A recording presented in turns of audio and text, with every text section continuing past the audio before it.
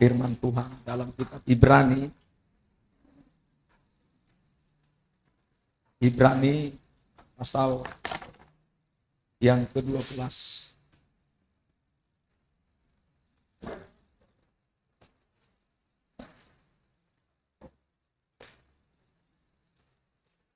Ibrani 12.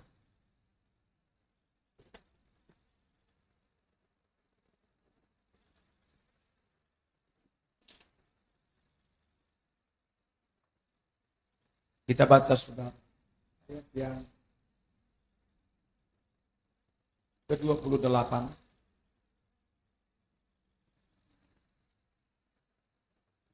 Ibrani pasal 12 ayat 28.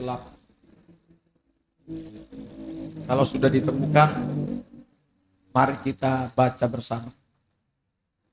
3, 2, ya.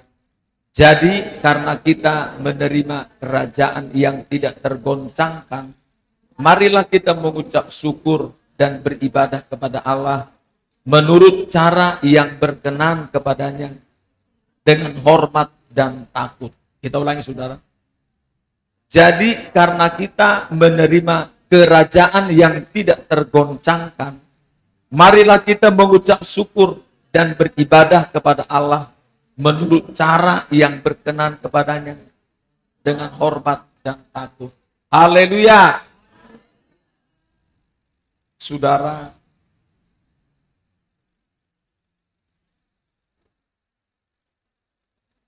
firman Allah ini mengingatkan kita kembali tentang bahwa kita ini sebetulnya saudara, Tuhan menempatkan kita di sebuah kerajaan yang di sini dikatakan kerajaan yang tidak tergoncangkan.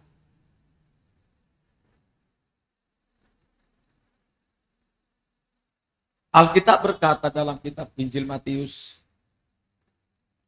kita mendapatkan kerajaan yang tidak tergoncangkan ini saudara di mana? Coba kita baca Injil Matius, bagaimana kita mendapatkan kerajaan yang tidak tergoncangkan ini? Apa yang dimaksud? Injil Matius pasal yang ke-9.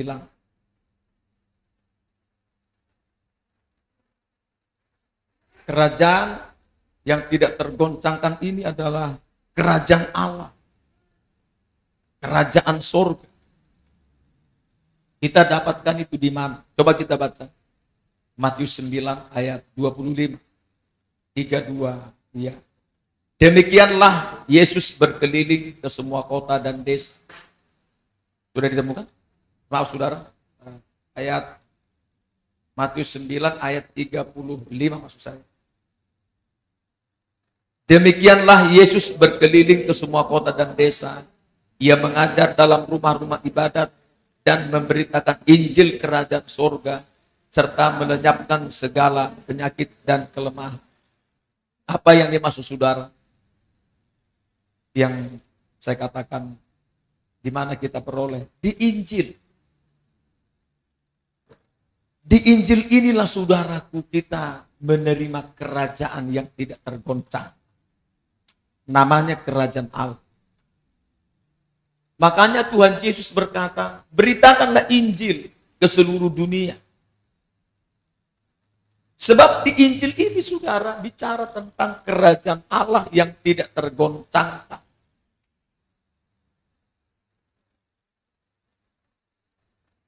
Alkitab berkata dalam Roma 1 ayat 16.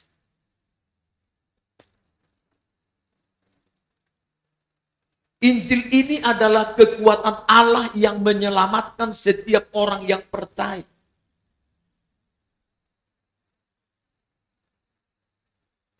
Makanya tadi malam kami ada kunjungan ke rumah jemaat. Kami jelaskan tentang bagaimana sebetulnya kita ini di dalam Tuhan. Karena mereka sebelah sudah percaya, sebelahnya belum. Artinya saudara keluarga itu ada yang sudah percaya kepada Tuhan Yesus, ada yang belum. Kalau saudara, kita coba jelas. Kalau hidup di dalam Injil ini, yang di dalamnya mengajar kita tentang hidup oleh iman, maka saudaraku, kita tidak akan di sana saudaraku tergoncang. Injil ini kekuatan Allah yang menyelamatkan. Saya bilang, menyelamatkan ekonomi, menyelamatkan keluarga, menyelamatkan masa depan, menyelamatkan kita menghadapi pencobaan persoalan, menyelamatkan kita dari serangan banyak musuh, dan juga yang menyelamatkan kita sampai ke surga. Injil ini, saudara, dan di dalamnya ayat ini berkata,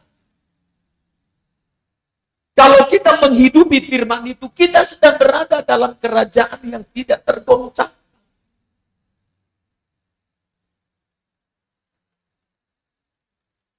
Saudaraku,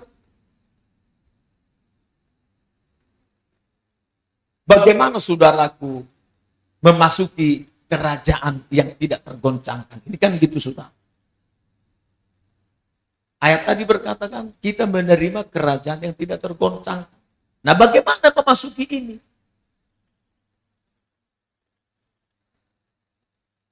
Tidak sembarangan orang memasuki kerajaan ini, saudara. Nggak bisa sembarangan. Tidak serta-merta kalau kita sudah beragama Kristen, lalu kita karena orang tua Kristen maka kita adalah Kristen, lalu hanya terdaftar di gereja saja, lalu kita nanti menerima masuk dalam kerajaan ini. Tidak, saudara. Coba kita baca bagaimana memasuki kerajaan. Yohanes pasal 3.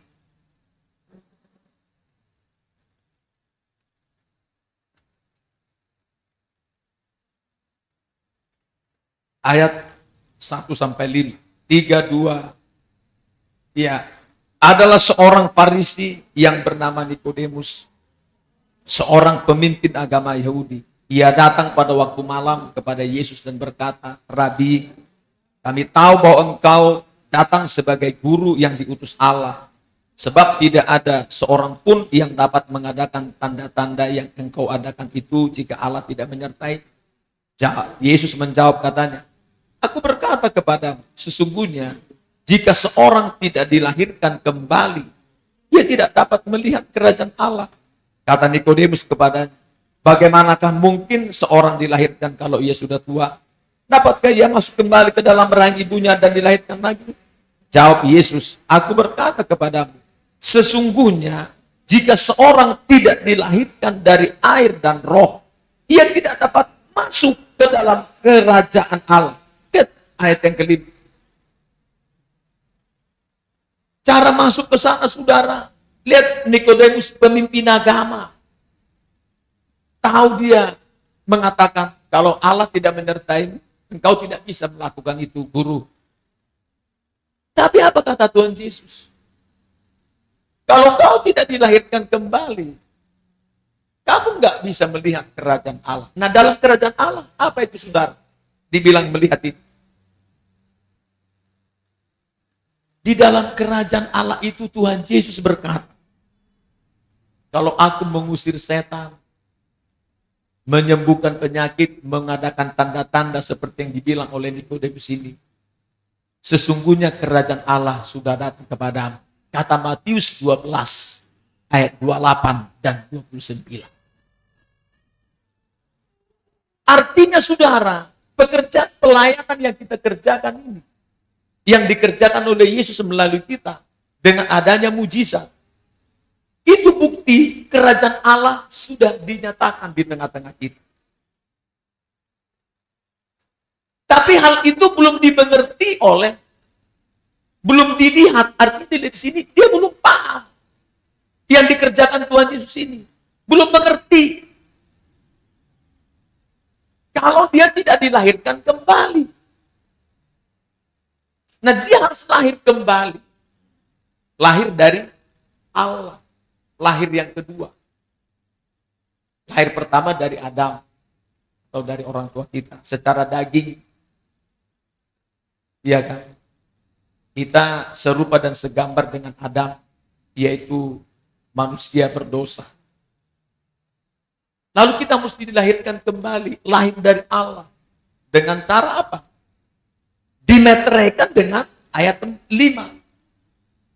Dilahirkan kembali ini dengan cara saat dia mendengar tentang firman, tentang Yesus, lalu dia bertobat, memberi dirinya dibaptis. Contoh saudara dilahirkan kembali, seperti Sakeus. Awalnya mana tahu dia pekerjaan kerajaan Allah itu. Lalu saudara tiba-tiba dia saat Tuhan Yesus menawarkan diri, saya mau ke rumahmu hari ini. Oke. Pas sampai di rumah, disampaikanlah firman. Mendadak dia berubah. Itu namanya lahir kembali. Kelahiran kembalinya dimeteraikan dengan ayat ini 5 berkata. Jika seorang tidak dilahirkan dari air dan roh, dia nggak bisa masuk. Kalau tadi hanya melihat, artinya belum bisa mengerti kalau nggak lahir kembali. Makanya kita yang lahir kembali inilah mengerti tentang pekerjaan kerajaan Allah. Oh itu. Ada di sana Tuhan bekerja. Oh orang kan bilang seperti orang Farisi. Kalau seperti saya dulu di metro. Waktu kita mendoakan seorang tadinya dia seorang penjudi, tukang mabuk, dan lain-lain. Saya menginjili dia di Lapotua. Dia berubah. Lalu saya diomongin. Itu sudah dihipnotis sama pendeta simat mata. Kalau Alkitab berkata Matius 12, Yesus ini mengusir setan dengan kuasa Bilzebul. Mereka tidak bisa melihat atau mereka tidak mengerti pekerjaan tentang kerajaan Allah yang ada di dalam Injil. Kalau nggak lahir kembali, kalau kita yang lahir kembali mudah itu. Oh ya itu benar-benar pekerjaan Tuhan. Begitulah pekerjaan, yaitu dalam Injil kerajaan Allah. Pasti kita paham. Lalu saudara di sini dimeteraikan dengan lahir dari air dan roh, yaitu dibaptis. Inilah pintu masuknya, dibaptis air dan dibaharui Roh Kudus, kata kitab Titus kalau terjemahannya. Baru dia bisa masuk, kata ayat ini. Kalau engkau tidak dilahirkan dari air dan roh, engkau tidak bisa masuk ke dalam kerajaan Allah. Kata itu. Jadi saudara, meterainya itu lahir kembali dengan dibaptis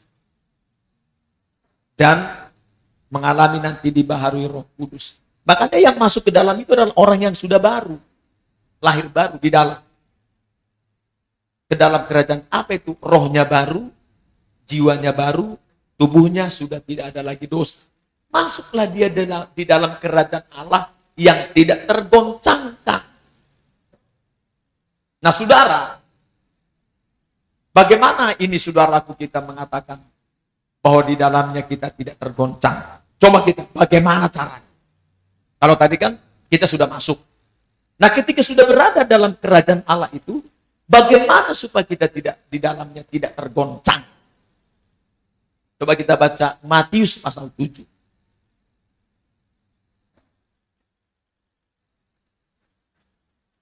Ayat 24 sampai 27. 32. Ya. Setiap orang yang mendengar perkataanku ini dan melakukannya, ia sama dengan orang yang bijaksana yang mendirikan rumahnya di atas batu, kemudian turunlah hujan dan datanglah banjir, lalu angin melanda rumah itu, tetapi rumah itu tidak roboh sebab didirikan di atas batu. Tetapi setiap orang yang mendengar perkataanku ini dan tidak melakukannya, ia sama dengan orang yang bodoh yang mendirikan rumahnya di atas pasir. Kemudian turunlah hujan dan datanglah banjir, lalu angin melanda rumah itu sehingga rubuhlah rumah itu dan hebatlah kerusakan. Saudara, Bagaimana katanya di sini supaya kita tidak goncang di dalam kerajaan itu? Kita harus tahu firman Tuhan. Harus tahu. Lalu kita hidup di dalam firman itu. Makanya kalau orang Kristen hanya beragama saja, terdaftar dalam sebuah gereja, lalu saudaraku dia karena orang tua itu pendeta barangkali, lalu dia berkata dia adalah anak kerajaan. Oh tidak. Kalau dia tidak tinggal di dalam firman Allah yang ada dalam kerajaan itu, saudara, dia pasti goyah, goncang. Makanya saudaraku, coba mereka yang hidupnya sesuai firman Tuhan. Waduh. Baik ekonominya nggak usah khawatir. Dia pasti tertawa tentang masa depan. Kata kitab Amsal pasal-pasal yaitu 31. Dia tertawa tentang hari depan. Walaupun orang berkata, oh nanti terjadi begini begitu, dia nggak khawatir itu. Sebab apa? Dia tahu Tuhan yang menjanjikan kepada dia firman-Nya, kalau dia tetap berada dalam kerajaan Allah itu dengan tinggal dalam firman, pasti hidupnya diberkati. Karena sudah dikatakan contoh saudara dalam kitab Kejadian.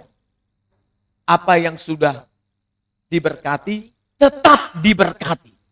Itu namanya nggak goncang. Apa yang sudah diberkati Tuhan, tetap diberkati.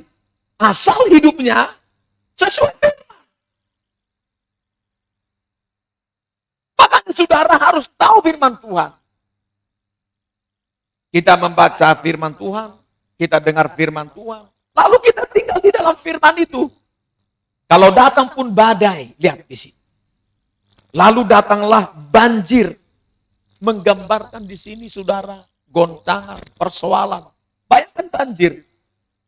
Berarti saudaraku persoalan akan melanda dia dengan begitu hebat. Tetapi lihat orang yang tinggal di dalam firman, dia bagaikan seorang yang membangun rumahnya di atas dasar batu. Enggak roboh saudara, walau datang persoalan. Malah persoalan itu justru dipakai Tuhan untuk satu ini, menguji dia. Memurnikan dia. Iya, dipakai Tuhan membentuk. Makanya goncangan-goncangan yang datang sama kita justru jadi berkat buat kita. Jangankan goncangan, kutuk pun bisa dijadikan Tuhan menjadi berkat. Kata Ulangan pasal 23. Waktu datang Bileam mau mengutuk orang Israel, Tuhan merubahnya menjadi berkat, saudara. Bayangkan dulu. Kalau kita sudah berada di dalam kerajaan yang tidak tergoncangkan. Nggak bisa. Bagaimana caranya? Hiduplah sesuai firman. Makanya saudaraku, kalau orang percaya nggak tahu firman, tidak hidup dalamnya, walaupun yaitu saudaraku dia membangun kata ayat ini rumahnya, sepertinya megah awalnya. Tapi kalau belum di sana saudara ketika belum datang banjir, angin melanda rumah itu, ya aman-aman saja seperti nggak ada masalah. Tapi ketika diuji, suatu hari datang persoalan, pasti roboh dia. Pasti roboh. Makanya saudaraku, Tuhan itu kan mau tahu kita ini harus diuji dulu. Kalau nggak datang ujian mana? Ya, kalau nggak diuji kita ini, kita merasa aman-aman saja. Tapi kalau datang diuji pun kita, percaya saja saudara, kita yang berada dalam kerajaan Allah, yaitu berada di dalam firman-Nya, udah nggak usah khawatir, kita nggak goncang. Seperti ayat ini. Makanya saudaraku, kunci utamanya, tinggallah di dalam firman Tuhan. Biarlah kita memiliki kesukaan akan firman. Iya, kita baca Alkitab, kita mendengarkan firman, ini yang menjadi kesukaan kita dan kita lakukan firman itu dalam hari-hari kita. Percaya saudara, kita pasti di dalamnya. Apa yang sudah kuberkati, tetap kuberkati. Asal dia hidup di dalam firman Tuhan. Kata Tuhan kepada Yakub maupun kepada Daud dalam kitab 2 Samuel. Saya sangat kagum saudaraku. Makanya disinilah kita merasa, wah luar biasa Tuhan ini rupanya. Ya luar biasa. Itu saudara. Secara singkat saya katakan tentang kerajaan Allah yang kita terima tidak tergoncangkan kita yang berada di dalamnya. Tetapi apa kata firman tadi? Kembali dulu saudara dalam kitab Ibrani. Apa tadi dikatakan? Di sini saudara, sebab itu marilah kita, yaitu mengucap syukur dan beribadah kepada Allah menurut cara yang berkenan kepadanya. Ini saudara. Nah ini jangan main-main tentang mengucap syukur ya. Bersyukur ini berarti ada rasa terima kasih kita kepada Tuhan. Setidaknya saudaraku, kenapa dikatakan mengucap syukur ini? Ya, apa tujuannya antara lain kalau mengucap syukur? Kalau yang pertama dalam Markus kan saya sudah katakan tempo hari kepada kita. Apa itu? Kalau mengucap contoh seperti hari itu ada 5 roti dan 2 ikan. Tidak punya apa-apa di situ. Ada yang mau makan 5.000 orang, sudah lapar mereka karena mengikut Tuhan. Lalu Tuhan Yesus sebagai masih manusia di bumi ini, dia berdoa kepada Bapa. Dia berkata, aku mengucap syukur Bapa untuk 5 roti dan 2 ikan ini. Dia mendoakan, dia mengucap syukur. Apa yang terjadi? Terjadi kuasa multiplikasi di dalam kerajaan Allah, saudara. Kalau kita bersyukur di dalamnya, akan terjadi kuasa multiplikasi. Apa artinya multiplikasi? Pelipat gandaan. Kalau kita terus bersyukur dalam kerajaan Allah ini dengan datang beribadah, berdoa, bersyukur di dalamnya saudara, terus pagi bersyukur, malam bersyukur, apalagi datang ke rumah Tuhan bersyukur. Apa yang terjadi? Dengan sedikit tadi kita mungkin di rumah, sudah tinggal sedikit lagi kita berkat barangkali. Ketika kita tetap bersyukur, hasil kita sedikit hari ini tetap bersyukur. Tinggal sedikit lagi berkat, jangan bersungut-sungut, tetap bersyukur. Apa yang terjadi? Ketika kebutuhan mulai muncul, Tuhan bisa melipat gandakan yang sedikit itu, saudara. Udah banyak saudaraku yang terjadi seperti itu. Kami sendiri mengalami itu. Iya. Kalau kita saya bersyukur kepada Bapa. Nah kalau sedikit saja nggak bersyukur, bagaimana Tuhan mau kasih yang besar? Kadang-kadang saudaraku waktu sedikit hasil kita di toko kita, di warung kita, di usaha kita, nggak mau bersyukur. Maunya besar-besar, bersyukur. Nggak bisa. Kalau nggak setia dalam perkara kecil, nggak mungkin dia setia dalam perkara besar. Tuhan itu punya cara, saudara. Punya jenjang untuk memberkati kita melimpah. Ini saudara, yang kedua apa? Kuasa ucapan syukur. Dalam Lukas 17 berkata, 10 orang kusta disembuhkan Tuhan. Hanya satu yang datang mengucap syukur, tersungkur di kaki Tuhan. Apa yang terjadi kepada dia? Tuhan berkata, engkau telah sembuh, imanmu telah menyelamatkan engkau. Saudara, ketika kita datang kepada Tuhan mengucap syukur, setidaknya ada 4 atau 3 hal yang sedang dimeteraikan kepada kita. Apa itu? Kita diselamatkan. Yang kedua apa? Ayat dalam Matius 12 yang saya katakan tadi, kerajaan Allah sudah turun atasmu kalau terjadi mujizat. Yang ketiga, nama kita resmi tercatat di sorga, kata Lukas 10 saudara, ayat 17 sampai dengan 20. Lalu yang keempat apa?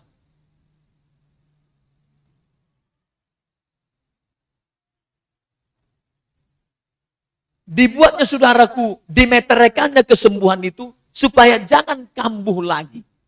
Jangan muncul lagi. Itu gunanya kalau kita datang mengucap syukur. Makanya saya bilang waktu di Batu Raja, saya bersyukur dia datang ke kebaktian. Ada di sana yang mengalami sakit.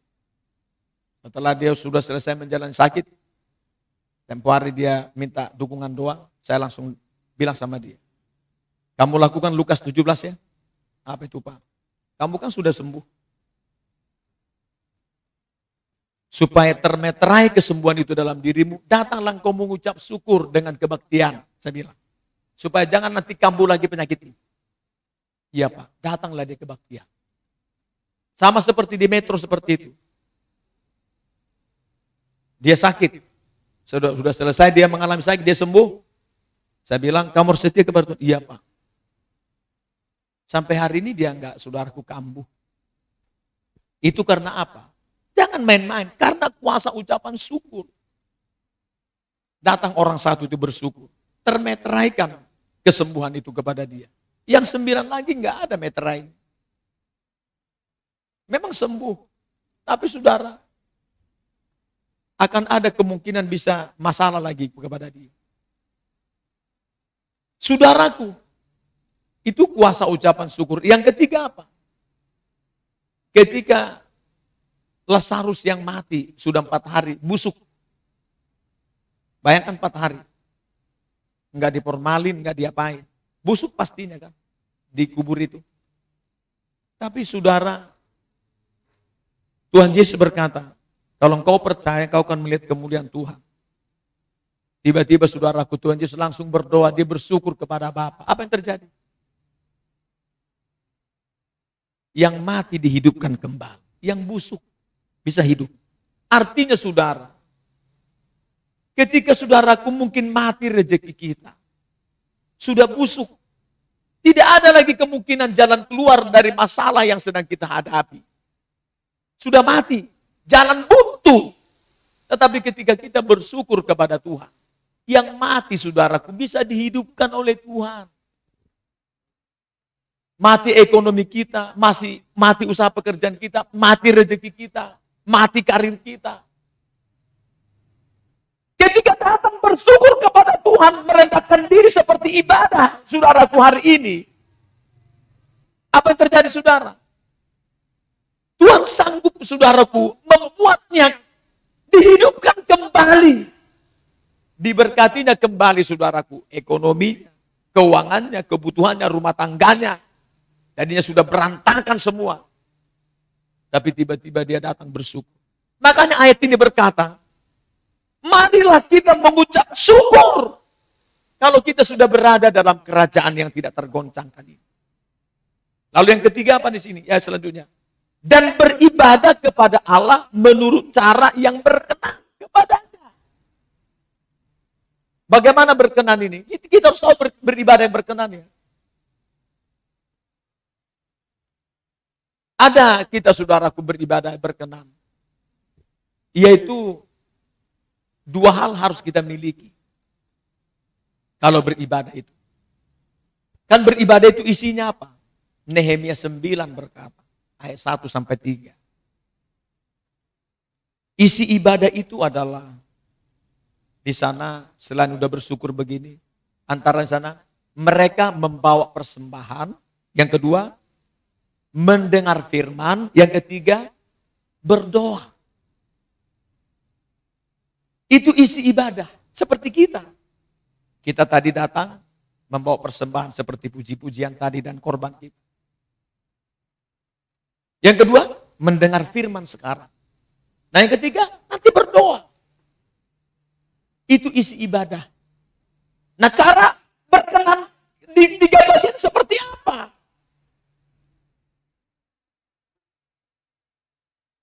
Nah saudaraku membawa persembahan dulu. Cara membawa persembahan itu ada 2 supaya berkenan. Ibadah kita. Ya, coba kita baca sebentar Roma 12. Ini dulu saudara harus kita lulus dalam hal ini. Supaya ibadah kita yang kata Tuhan, ibadah itu kalau disertai rasa cukup, memberi keuntungan besar. Termasuk kalau kita beribadah, roti, makanan, dan minuman kita diberkati dan dijauhkan penyakit. Supaya ini kita miliki janji-janji ibadah ini, saudara, dalam kerajaan yang tidak tergoncangkan ini. Coba kita baca Roma 12. Ayat 1, 3, 2. Iya. Karena itu saudara-saudara, demi kemurahan Allah, aku menasehatkan kamu, supaya kamu mempersembahkan tubuhmu sebagai persembahan yang hidup, yang kudus dan yang berkenan kepada Allah. Itu adalah ibadahmu yang sejati. Saudara, di dalam ibadah itu kita membawa persembahan pertama tubuh kita dulu yang hidup. Dalam Roma pasal 6 berkata, tubuh kita ini kan ada anggota-anggota tubuh. Yang hidup apa? Kita mempergunakan seluruh anggota tubuh kita ini, kita pergunakan menjadi pelaku firman. Kata ayat itu saudara. Yaitu kata ayat itu, janganlah anggota tubuhmu kau serahkan untuk melakukan dosa atau kejahatan atau kelaliman. Tetapi pergunakan tubuhmu sebagai senjata kebenaran. Nah, tubuh kita yang hidup tadi, kalau kita saudaraku misalnya hari ini datang kepada Tuhan. Sesuai firman Tuhan, anggota tubuh kita ini kita pergunakan, misalnya tepuk tangan kita, mulut kita, suara kita, seluruh tubuh kita. Sesuai firman Tuhan yang kita lakukan. Itu persembahan tubuh yang hidup. Yang kedua, yang kudus. Saudara, datang sama Tuhan itu dalam Mazmur 96 berkata, maupun kita Petrus, datang kepada Tuhan itu saudara. Harus saudara kuat. Berhiaskan kekudusan. Bertemu Tuhan itu, mesti saudaraku dengan kekudusan. Makanya saudara, kalau datang sama Tuhan, tolong misalnya kalau kita kan berdoa dulu, Tuhan ampuni saya, siapa tahu tadi saya berdosa, maafkan saya Tuhan. Saya mau datang beribadah kepada Tuhan, ampuni saya. Kudus saudara, kan kita sudah dikuduskan Tuhan dengan gratis kan. Dengan bertobat, memberi dibaptis kan terjadi pengampunan dosa. Selesai dosa, kudus. Tapi di perjalanan, kita harus mempertahankan kekudusan. Kita harus berjuang saudaraku untuk bisa bertahan dalam kekudusan. Bagaimana kita bisa bertahan dalam kekudusan? Hiduplah sesuai firman Tuhan, baru kita kudus. Jangan dibilang firman Tuhan itu berat. Tidak. 1 Yohanes berkata, perintah Allah itu tidak berat. Iblis yang ngomong berat. Ketika ada yang ngomong sama saya, woi kita masih di dunia pasti marmata. Bagaimana kita bisa melakukan firman Tuhan itu? Itu ngomong setan seperti itu saudara. Siapa bilang kita tidak bisa menjadi pelaku firman? Kok dibilang firman itu berat, menekan, membelenggu, kayak membuat melarat? Tidak. Justru firman itu dikatakan saudaraku, kalau kita lakukan firman itu di sana kita berbahagia. Diberkati, terpelihara, tidak tergoncangkan. Makanya saudaraku, kudus ini penting saudara. Nanti pengangkatan saudara, yang paling saudaraku menentukan kita nanti berangkat pengangkatan kekudusan. Jangan salah saudara. Walaupun saudara penuh Roh Kudus, tapi kalau saudara nggak hidup kudus, saudara akan tertinggal. Kita akan tertinggal. Tidak hanya saudaraku, saya penuh Roh Kudus, nanti terangkat. Kalau saudara nggak kudus, walaupun penuh Roh Kudus, saudaranya itu terangkat. Makanya Mazmur 89 berkata, Tuhan menolak dan gemas kepada orang yang diurapi. Kenapa? Orang yang diurapi ini nggak kudus. Padahal ada Roh Kudus dalam dirinya, memampukan dia hidup dalam seluruh kebenaran supaya bisa kudus. Tapi banyak orang bermain-main. Tapi lama-lama nanti orang menyalahkan Roh Kudus. Saudara, sampai saudara menyalahkan Roh Kudus ya. Kalau orang penuh Roh Kudus, tapi hidupnya enggak kudus, jangan salahkan Roh Kudus saudara. Orangnya disalahkan, karena dia tidak mau memberi dirinya dipimpin Roh Kudus. Makanya kalau kita sudah masuk hidup oleh Roh atau hidup dalam kerajaan Allah, beri diri kita dipimpin oleh Roh Kudus. Lalu yang ketiga, dikuasai oleh Roh Kudus. Baru mantap saudaraku perjalanan ini. Pasti sudah terjamin dia kekudusan. Nah ini tadi yang kudus ya. Yang ketiga apa? berkenan. Ini saudaraku satu paket ini ya, yang hidup, yang kudus dan berkenan. Jadi apa-apa itu harus kita tahu mana yang berkenan, mempersembahkan semua seluruh tubuh kita ini yang berkenan. Namanya berkenan. Artinya berkenan sesuai dengan kehendak Allah yang kita lakukan. Datang saudaraku beribadah. Berkenan. Nah ini saudara, ini dulu. Baru saudaraku membawa persembahan kita. Secara ini, duit misalnya. Korban-korban kita ini. Baru ini diterima. Jangan dikira saudaraku ketika kita datang misalnya mau membawa persembahan ini dulu. Tapi kita nggak beres. Nanti bisa terjadi seperti siapa? Si Kain. Kejadian pasal 4. Saudara tahu persembahan Kain? Bukan nggak berkenan persembahan dia. Yang dia bawa. Karena yang terbaik dari penghasilan pertaniannya dia bawa yang terbaik. Sesuai dengan kitab Imamat. Itu disebut buah bungaran. Disebut buah sulung. Dia bawa. Kepada Tuhan. Yang terbaik. Tapi kenapa ditolak Tuhan? Karena dia tubuhnya itu tidak beres, saudara. Nggak beres. Orangnya jahat.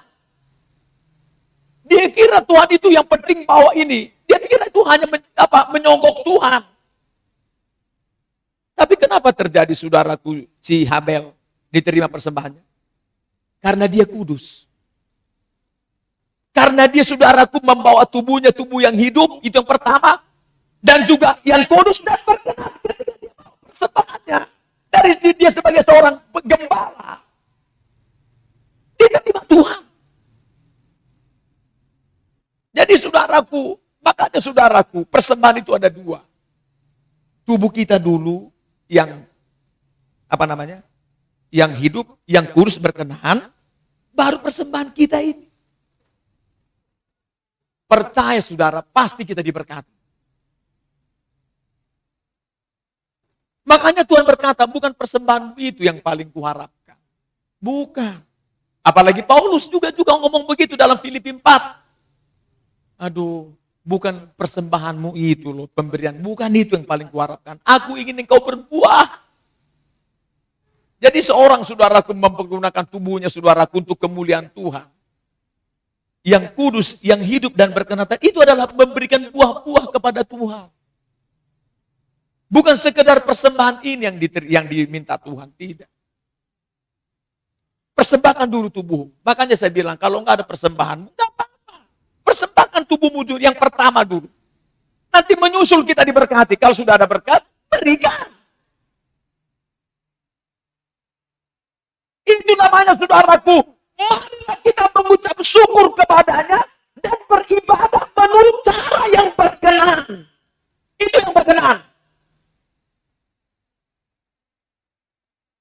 Lalu ada rasa hormat dan takut gitu ya. Beribadah itu ada rasa hormat kita, saudara. Namanya menghadap raja, ada rasa takut. Seperti orang Israel, waktu berhadapan mereka di gunung dengan Tuhan, mereka ada rasa takut. Mereka memberi hormat setinggi-tingginya kepada Tuhan. Itu namanya saudaraku, yang diinginkan Tuhan dalam kerajaan yang tidak tergoncangkan ini. Makanya kalau beribadah tadi, di dalam kerajaan tidak tergoncangkan itu apa? Ibadah dalam roh dan kebenaran. Dalam roh dan kebenaran itu ada dua tadi persembahan itu kan. Tubuh kita yang hidup, kudus berkenan. Yang kedua baru persembahan seperti ini. Makanya Ulangan 16 berkata, ayat 16b. Kalau kau datang kepadaku, kata firman itu, janganlah kau datang dengan tangan hampa. Tapi datanglah dengan membawa persembahan. Makanya kita bawa persembahan. Tapi membawa persembahan pun saudara jangan sampai salah persembahan kita. Kita memberi saudara. Persembahan itu apa saudara? Dikatakan oleh firman Tuhan adalah santapan Tuhan. Santapan. Saya selalu bilang, kalau namanya santapan Tuhan ya, bagaimanalah memberi sama Tuhan. Kadang-kadang duitnya udah kucel, lusuh, robek pula. Dikasihnya 2.000. Udah kucel, lusuh, robek. Dikasihnya 2.000. Beli kerupuk aja nggak laku. Ditolak sama mbah itu. Kalau berangkat ke pasar sana. Ini diberi sama Tuhan. Wih, kok nggak ada hormatnya sama Tuhan, saudara. Nggak ada rasa takutnya sama Tuhan. Ya. Bukan berarti nggak boleh ngasih 2.000. Kalau memang itu uangmu ya nggak apa-apa. Jangan saudaraku kalau mau kemana berani ngutang. Untuk Tuhan nggak berani ngutang. Coba kalau pesta sampai ke ujung kulon sana. Berani saudara. Iya, saya heran kalau sama Tuhan itu kok begitu. Perhitungan itu luar biasa ya. Tapi kalau minta sama Tuhan gak usah hitung-hitungan, Tuhan itu maunya kita untuk kita. Tapi kalau kita maunya untuk Tuhan, waduh hitung-hitungan kita. Nah itu jangan saudara. Kita harus terus menerus apa? Memberikan persembahan kita terus semakin baik. Semakin baik. Ya, kalau udah kita semakin diberkati, bertambahlah kita beri. Sesuai dengan Lukas 12, apa dibilang? Kepada yang sedikit dipercaya, sedikit yang diberi atau yang diminta Tuhan. Kalau banyak, ya banyak juga kita beri. Tergantung apa yang kita miliki. Kata kitab, kisah para rasul. Sesuai dengan apa yang ada pada kita. Kalau memberi. Tidak ada saudaraku paksaan. Memberi itu berkorban supaya diterima Tuhan, saudara tahu. Pertama ada roh kerelaan, ada sukacita, memberi. Jangan dengan paksaan. Jangan dengan sedih hati. Nanti nggak terbakar korban kita, saudara. Berkorban itu dengan sukarela atau kerelaan, dengan tulus hati, dan dengan sukacita, baru persembahan kita terbakar.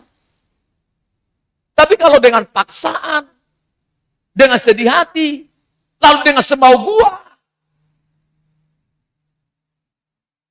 nggak bakal saudaraku ikut terbakar. Makanya bagaimana diberkati Tuhan? Kita saudaraku memberi persembahan bukannya membuang ke laut. Kita sedang memberi santapan Tuhan. Yang terbaik. Bukan hanya itu, kita sedang mengirim bahan bangunan rumah kita juga ke surga. Kelasnya kelas emas, jangan kelas kayu, rumput, atau jerami. Jangan saudara. Itu namanya saudaraku memberi persembahan. Ya jangan, kalau usahakanlah misalnya, kalau tadinya 2.000 mulailah 5.000,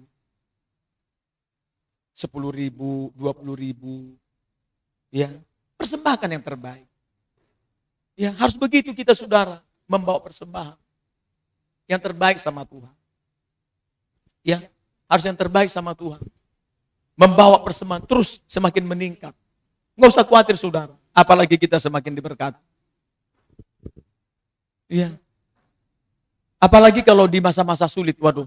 Kalau saya dulu saudaraku, saya usahakan itu. Di masa sulit malah saya beri persembahan saya sama Tuhan. Seperti cara janda Sarfat. Maupun dalam kitab Lukas pasal 21, seorang janda miskin. Dia malah memberi dari seluruh nafkahnya pada saat dia berkekurangan. Tuhan berkata, dia memberi yang terbanyak, yang terbaik. Begitu saudara. Korban-korban kita kepada Tuhan supaya terbakar. Sehingga baunya itu menyenangkan hati Tuhan. Itu saudara ya, kalau membawa persembahan. Jangan sembarangan membawa persembahan saudara. Tolong. Beri yang terbaik sama Tuhan. Karena ukuran yang kita pakai untuk mengukur akan diukurkan kepada kita. Kata Lukas 6 ayat 38. Ya. Nah, saudaraku dalam ibadah tadi apa saja? Setelah membawa persembahan ini. Mendengar firman, ini berkenan. Mendengar firman harus betul-betul mendengar. Seperti siapa? Mendengar yang baik. Maria Magdalena. Si Maria maksud saya, yaitu adiknya si Marta. Mereka bertiga bersaudara dengan Lazarus. Kalau mendengar firman, saudara, luar biasa dia. Dia dekat kaki Tuhan dan mendengarkan Tuhan berbicara. Artinya saudara, mendekatlah kepada Tuhan dengan beribadah seperti ini, lalu dengar firman itu.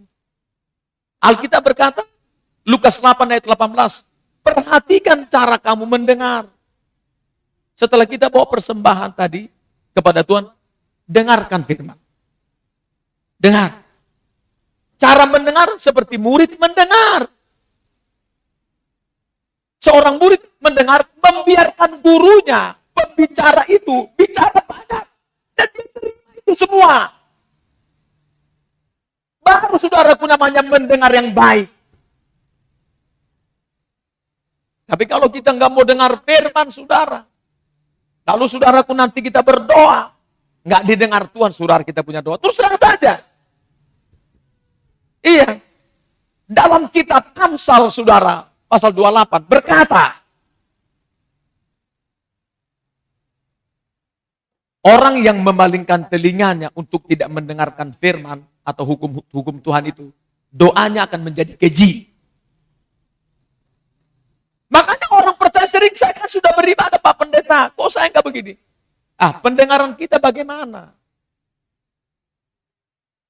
Makanya Tuhan nggak mau dengar. Iya. Karena apa? Kita nggak mau dengar dia bicara. Nggak mau kita.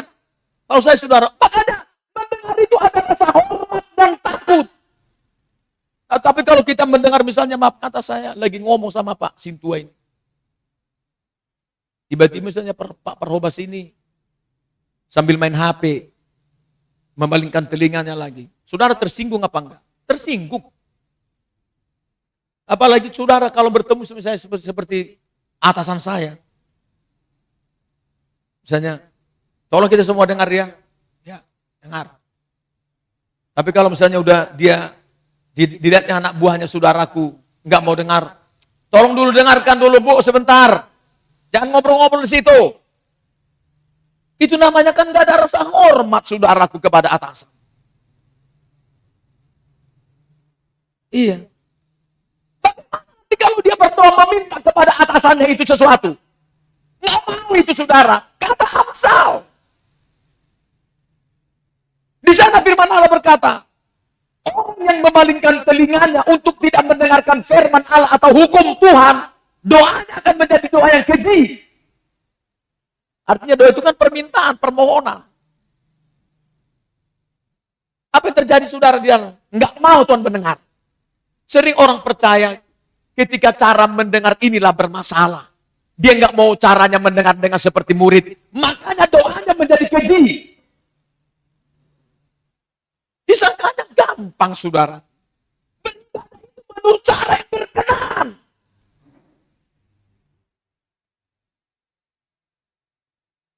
Iya. Lalu yang ketiga apa? Baru berdoa. Udah nggak usah khawatir. Ketika berdoa, nanti Tuhan akan dengar. Iya, Tuhan pasti mendengar kita. Seruan kita. Makanya waktu membawa korban, kita dengar firman, lalu saudaraku mulai dia, apa permintaan? Iya. Baru kita, Tuhan ini, saya minta tolong kepada Bapak.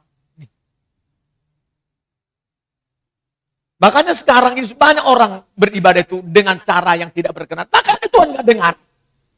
Persembahannya yang gak jelas, gak benar. Apalagi saat dengar firman main-main. Sambil main HP ke sana kemari.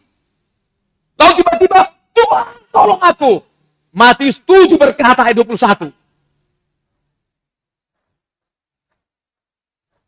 Tidak semua orang yang berseru kepadaku, Tuhan, Tuhan. Maka ku dengarkan tidak. Tetapi barang siapa yang melakukan kehendakku.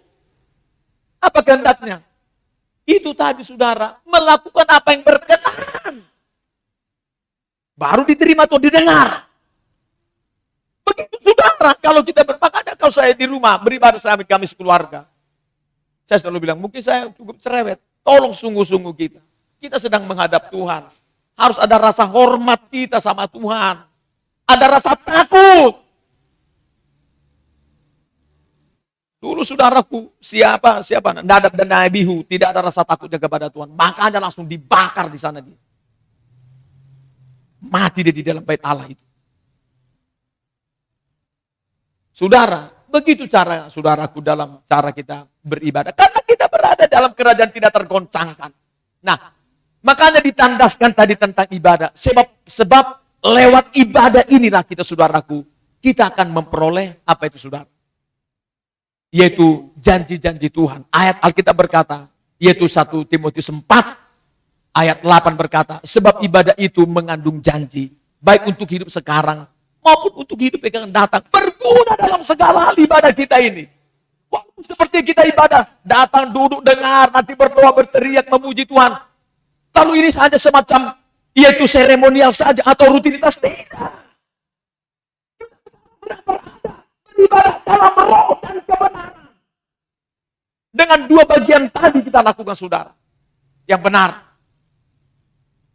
Saya percaya saudara, dengan itulah saudaraku, ibadah kita dikatakan ibadah yang berkenan. Kata firman Tuhan dalam kitab Yohanes pasal 4 ayat 23 dan 24. Sebab Allah itu adalah roh. Makanya kamu harus beribadah dalam roh. Itulah ibadah yang berkenan. Sehingga saudaraku, ketika apa yang kita tabur saudaraku seperti ini. Ayat Alkitab berkata, itu minimal saudaraku 30 kali lipat. Kita akan nikmati saudaraku janji Tuhan di bumi ini. Dalam kerajaan yang tidak tergoncangkan ini. Yang kedua, 60 kali lipat. Sampai ratusan kali. Percaya saja. Kami sudah alami itu. Nggak usah khawatir. Apa yang kita lakukan ini, pasti saudaraku kita tuai. Sebab itu hari ini saudara, firman Allah. Karena kita berada sekarang atau menerima kerajaan yang tidak tergoncangkan. Di mana dalam kerajaan Allah itu ada firman Allah, ada damai sejahtera, ada sukacita yang dikerjakan Roh Kudus di dalamnya. Terutama kita terus tinggal dalam kebenaran atau firman Tuhan. Di sana kita tidak tergoncangkan, tetap kita ada sukacita, ada damai sejahtera luar biasa. Lalu di sana kita juga beribadah dalam roh dan kebenaran. Dengan cara tadi ada 3 bagian. Nehemia 9. Membawa persembahan, dengar firman, dan berdoa. Dengan cara yang berkenan semua ini saudara. Dan semuanya diselimuti dengan rasa hormat dan takut. Pasti hidup kita tidak tergoncangkan selama kita di bumi ini. Dan kita juga dipastikan akan mengalami pengangkatan sampai ke sorga. Haleluya. Amin.